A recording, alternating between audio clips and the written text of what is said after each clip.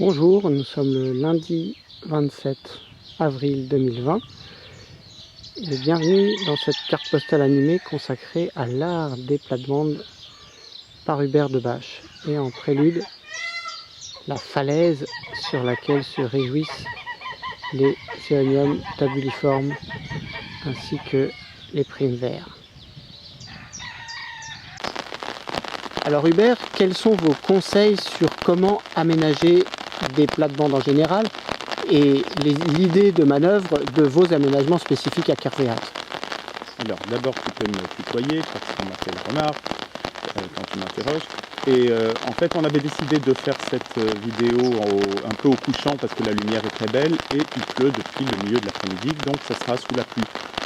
Moi mes idées de rocaille elles ne sont pas très originales, c'est de mettre des aéoniums partout et quelques vivaces ou annuelles, mais surtout des vivaces autour pour égayer, parce que l'aéonium n'est pas une plante spécialement connue pour sa floraison. Et donc voilà, ça a associé les aéoniums qui aiment les pentes. J'ai utilisé tous les talus qui étaient couverts de ronces en les couvrant d'aéonium. Et je mets plus vers le haut les espèces qui ont besoin de moins d'eau ou qui ont besoin de sécheresse, parce que c'est des endroits très drainés. Et même en plein hiver, quand il pleut tout le temps, ça reste presque sec. C'est la rocaille de l'entrée qui est juste après la chapelle quand on arrive. Là j'ai associé des euphorbes différents, Lampranthus, Sedum, Echeveria, et des Aeonium undulatum, des Arboreum et quelques hybrides pour mettre un peu plus de couleur.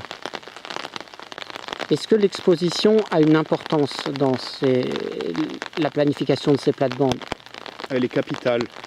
Ici j'aime beaucoup cet endroit parce que sous les troncs c'est plein nord, au plein nord un peu peut-être un peu plus est, très froid, très à l'ombre, il n'y a quasiment jamais de soleil, sauf vraiment en plein été, ça reste humide.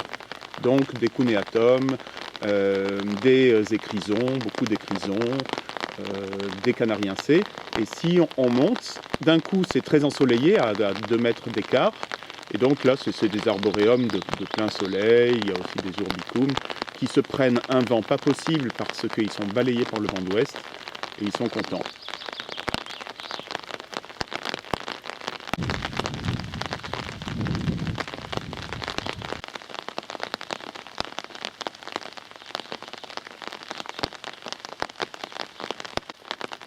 Et là c'est une nouvelle plate-bande. On Oui, voit que les plantes sont petites. j'ai commencé à la faire à l'automne dernier. Sur la partie basse, ce ne sont que des aéoniums. Sur la partie haute, que des agaves, aloès et autres succulentes. Et après, elles finissent par se rejoindre vers le fond où elles s'associent. Et évidemment, c'est les aéoniums qui gagnent à la fin puisqu'il n'y a plus qu'eux.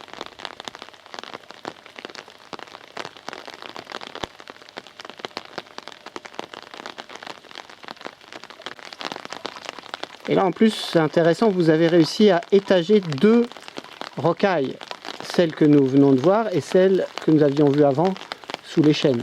Oui, tout à fait, qui sont des rocailles, en fait des pentes que nous avons faites quand on a restauré les bâtiments. Ici on a creusé et tout ce qu'on a creusé on l'a mis au bout, ce qui m'a donné 2 pentes pour faire 2 rocailles.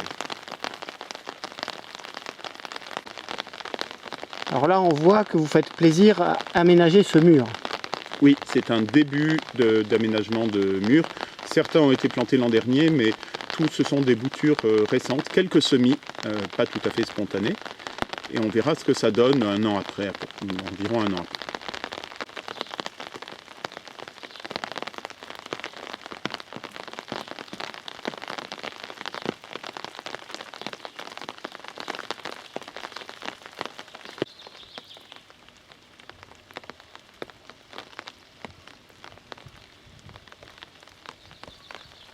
Et là ce mur là il a été aménagé il y a un certain temps déjà? Il y a un peu moins d'un an. Est-ce que les éoniums et ces plantes grasses retiennent les pierres et évitent l'éboulement du mur ou non? Oui, vraiment les très costauds arrivent à tenir les pierres, mais aux Canaries notamment, on en voit parfois qui sont tous par terre parce que les boulis où ils se régalaient à pousser s'est effondré, donc ils n'ont pas trop servi à tenir les boulis, ils sont effondrés avec lui.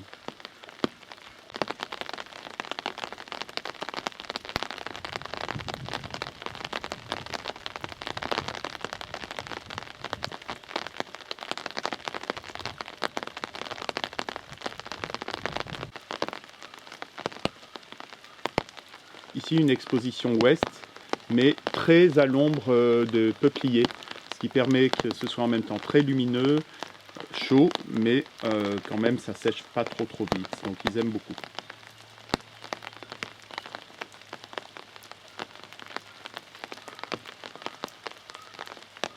Est-ce que vous combinez couvre-sol, des plantes qui ont plus un port haut Oui, ben moi j'aime beaucoup les couvre-sols. Donc là on voit qu'il y a plein de sédums, des géraniums rampants, aussi plusieurs sortes d'échiums. Là c'est un peu un coin Madère. J'ai plusieurs échiums de Madère ou de Tenerife ou d'autres îles.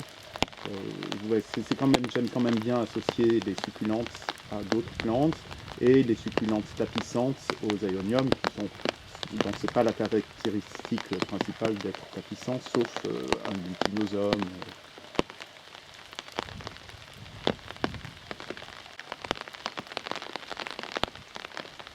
Ici c'est vraiment notre jardin, un lieu de repos avec beaucoup d'herbes, des arbres avec des ports différents qui nous apportent de l'ombre, des endroits très lumineux et un endroit d'une grande simplicité, sans rien de construit. Simplement la nature, un jardin vraiment au naturel. Merci pour cette visite et à demain.